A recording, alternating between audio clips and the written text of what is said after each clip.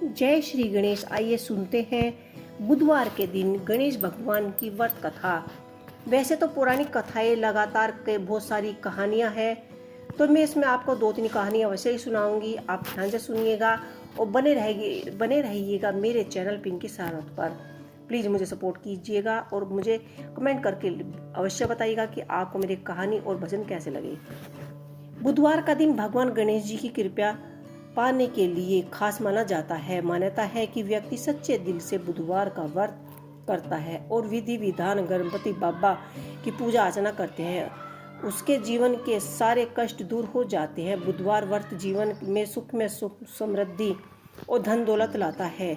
ये व्रत धन प्राप्ति सस्ते रास्ते खेलते हैं और सारी बिगड़े काम बना देते हैं। बुधवार व्रत में गणपति बाबा की पूजा की जाती है और इनकी व्रत कथा भी सुनी जाती है।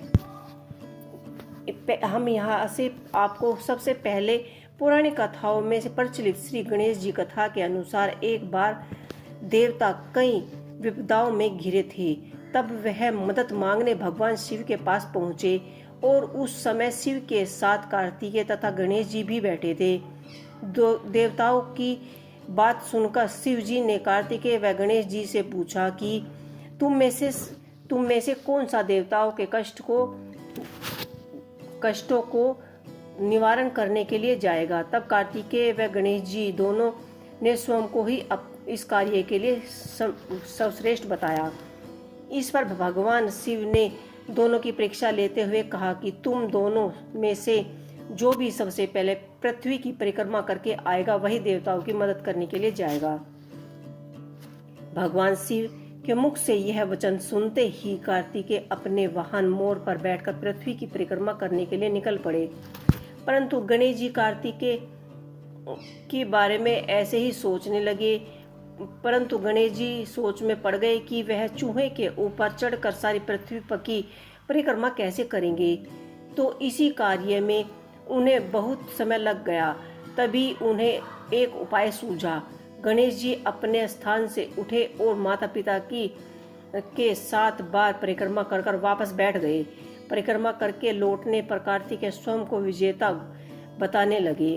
तब शिव जी ने श्री गणेश जी से पृथ्वी की परिक्रमा न करने का कारण पूछा। तब गणेश जी ने कहा कि माता पिता के चरणों में ही समस्त लोक है। यह सुनकर भगवान शिव ने गणेश जी को देवताओं के संकट दूर करने के लिए आज्ञा दे दी। इसी प्रकार भगवान शिव ने गणेश जी को आशीर्वाद दिया कि चतुर्थी के दिन जो भी तुम्हारा पूजन करेगा और रात्रि में चंद्रमा को अर्घ्य देगा, उसके 3 तप यानी दैहिक तप, दैविक तप और भौतिक तप दूर होंगे। इस व्रत को करने से व्रतधारी के सभी तरह के दुख दूर होंगे और उसे जीवन के भौतिक सुखों की प्राप्ति होगी। चारों तरफ से मनुष्य की सुख समृद्धि बढ़ेगी, पुत्र पौत्रिक धन ऐश्वर्य की प्राप्ति और समृद्धि होगी और धन ऐश्वर्य के कभी भी कमी नहीं रहेगी। तो ये गणेश जी की पहली कहानी थी। आइए सुनाते हैं गणेश जी की दूसरी कहानी। एक समय की बात है, राजा हरिश्चंद्र के राज्य में एक कुम्हार था। वह मिट्टी के बर्तन बनाता, लेकिन वह कच्चे रह जाते। एक पुजारी की सलाह पर उसने इस समस्या को दूर करने के लिए एक छोटे बालक को मिट्टी के बर्तन के आवे में डाल दिया। उस दिन सकट चतुर्थी का दिन था। उस बच्चे की माँ अपने बेटे के लिए परेशान थी। उसने अपने बेटे को हर जगह ढूंढा। गणेश जी से बेटे की शकुंतला की प्रार्थना करने लगी। दूसरे दिन जब कुम्हार ने सुबह उठकर देखा तो आवे में उसके बर्तन तो पक गए, लेकिन बच्चे का बाल भी बाका नहीं हुआ था। वह डर गया और राजा के दरबार में जाकर सारी घटना बताई। इसके बाद राजा ने बच्चों और उनकी माँ को बुलवाया तो माँ ने सभी तरह के विधि विधवत दूर करने के लिए सकट चतुर्थी का वर्णन किया। इस घटना के बाद से महिला अपनी संतान के लिए, उनकी लंबी आयु के लिए, परिवार के सौभाग्य के लिए सकट चतुर्थी का व्रत करने लगी। ये थी गणेश जी की दूसरी कहानी। आइए सुनते हैं गणेश जी की तीसरी कहानी। एक समय की बात है कि विष्णु भगवान का विवाह लक्ष्मी जी के साथ निश्चित हो गया। विवाह की तैयारी होने लगी। सभी देवताओं को निमंत्रण भेजा गया, परंतु गणेश जी को निमंत्रण नहीं भेजा गया। आइए सुनते हैं श्री गणेश जी की कहानी। एक समय की बात है कि विष्णु जी भगवान का विवाह लक्ष्मी जी के साथ निश्चित हो गया। विवाह की तैयारी होने लगी। सभी देवताओं को निमंत्रण भेजा गया, परंतु गणेश जी को निमंत्रण नहीं भेजा गया। कारण जो भी रहा हो, अब भगवान विष्णु की बारात जाने का समय आ गया। सभी देवी देवता अपनी पत्नियों के साथ विवाह में समारोह में आए। उन सब ने देखा कि गणेश जी कहीं नहीं दिखाई दे रहे हैं। तब वे आपस में चर्चा करने लगे कि क्या गणेश जी को न्योता नहीं दिया गया या स्वयं गणेश जी नहीं आए।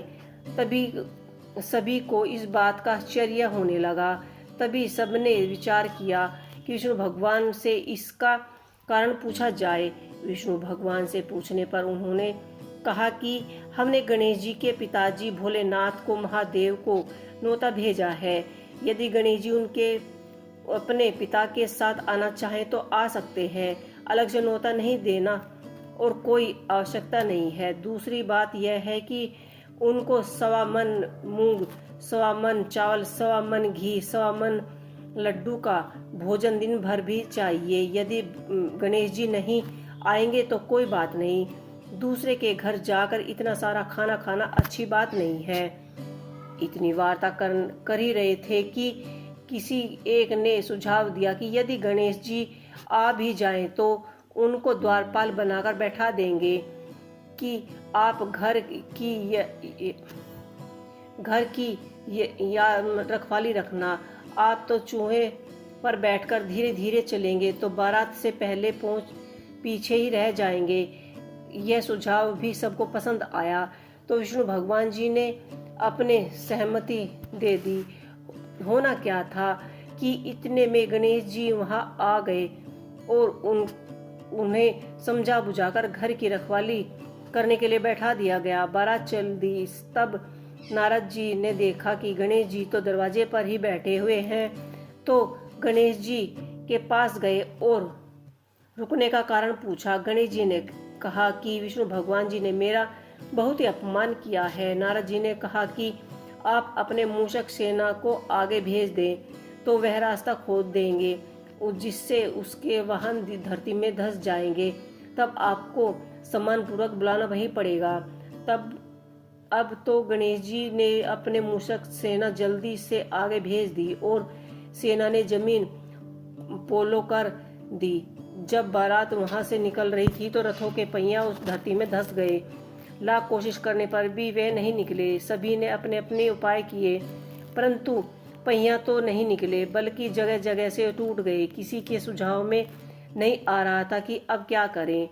तब तो नारद जी ने कहा कि आप लोगों ने गणेश जी का अपमान किया है, यह आपने अच्छा नहीं किया।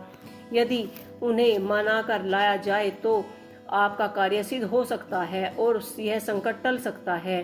शंकर भगवान जी ने अपने दूत नंदी को भेजा और वे गणेश जी को लेकर आए। गणेश जी का आदर सम्मान के साथ पूजन किया गया। तब कहीं रथ के पहिए निकले। अब रथ के पहिए निकल गए, परंतु वह टूट फूट कर गिरने लगे। तब उन्होंने सुधरवाने को कहा। पास के खेत में ही खाती काम कर रहा था, उसे बुलवाया गया।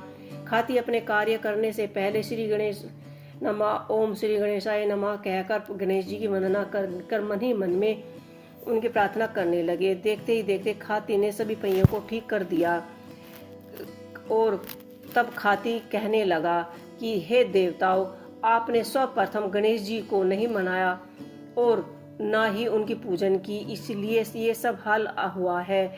आपके साथ यह संकट आया है।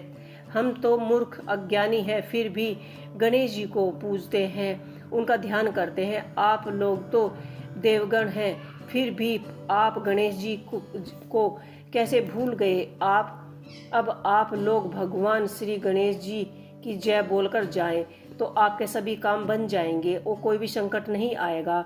ऐसा कहते हुए बारात वहां से चल दी और विष्णु भगवान जी और लक्ष्मी जी का विवाह बहुत अच्छी तरह से संपन्न हो गया और सकुशल सब घर लौट आए।